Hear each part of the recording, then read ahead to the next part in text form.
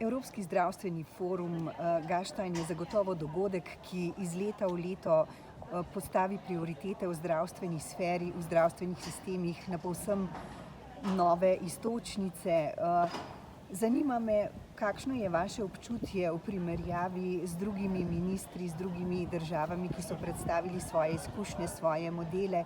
Kje je Slovenija, glede na to, da vemo, da se spopadate s številnimi težavami, ne samo kot minister, tudi kot vlada, ker vemo, da zdravstvo nekako stoji pred številnimi izzivi. Forum v Gasteinu je, zelo pomemben forum iz različnih vidikov. Eno je zagotovo nove izkušnje, novi predlogi, nove rešitve v zdravstvenih sistemih v drugih državah, izmenjava mnenj, praks med kolegi ministri in pa drugimi strokovnjaki iz Svetovne zdravstvene organizacije, ki se tega foruma udeležijo.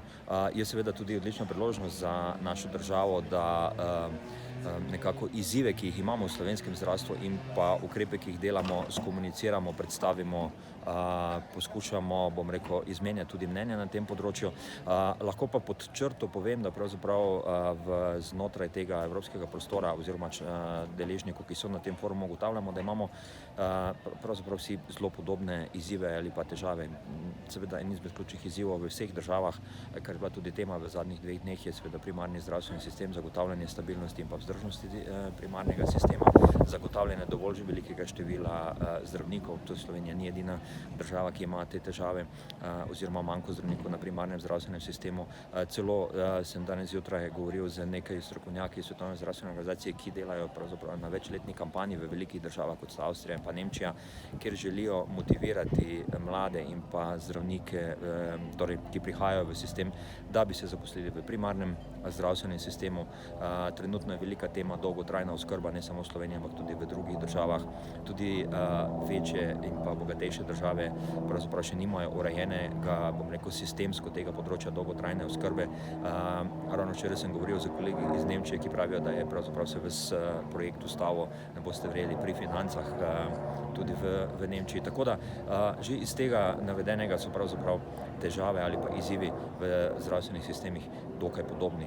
Danes smo imeli tudi en primer takih zelo transparentnih izračunov preventivnih aktivnosti in pa delovanja zdravstvenega sistema na Finskem, kjer so izračunali tudi njihove prihranke zaradi preventivnih programov, ki jih pa tudi v Sloveniji dokaj uspešno izvajamo. Kaj pa denimo izzivi na področju srebrne ekonomije? Vemo, da čakamo na zakon o dolgotrajni oskrbi, težav je veliko. Bomo šli tudi v Sloveniji v to smer?